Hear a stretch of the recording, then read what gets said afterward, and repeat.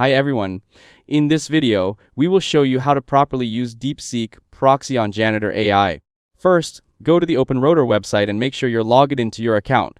Now, click on your profile icon from the top right corner and select Profile.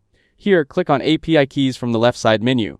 Now, click on New Key from the top right corner. Enter a name for the key, set a credit limit if you want to control spending, and add any details that will help you identify the key later.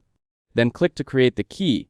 Next, click on Routing from the left side menu. Scroll down to the default model section. Search for Deepseek and select the model you want to use, such as Deepseek V4 Pro or another available Deepseek model. Selecting a default model helps OpenRotor automatically route your requests to that model when supported.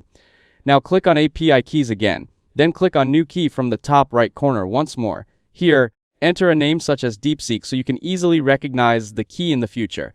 Then enter the credit limit and choose the reset limit frequency if you want the usage limit to refresh automatically. Now click on Create. Once the key is generated, copy it and keep it secure because anyone with access to the key may be able to use your API credits. Now open Janitor AI in a new tab. Select a character such as Jisung and click Continue. Once the chat page opens, click on the three lines from the top right corner. Then click on API Settings. Here, select Proxy as the API provider. Now click on Import. Paste the API key that you copied from OpenRotor. Then click Import to connect the key.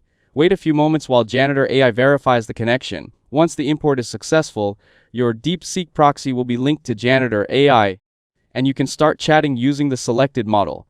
If responses are not working, double-check that the API key is correct, that your OpenRotor account has available credits, and that the Deepseek model is selected properly in the routing settings.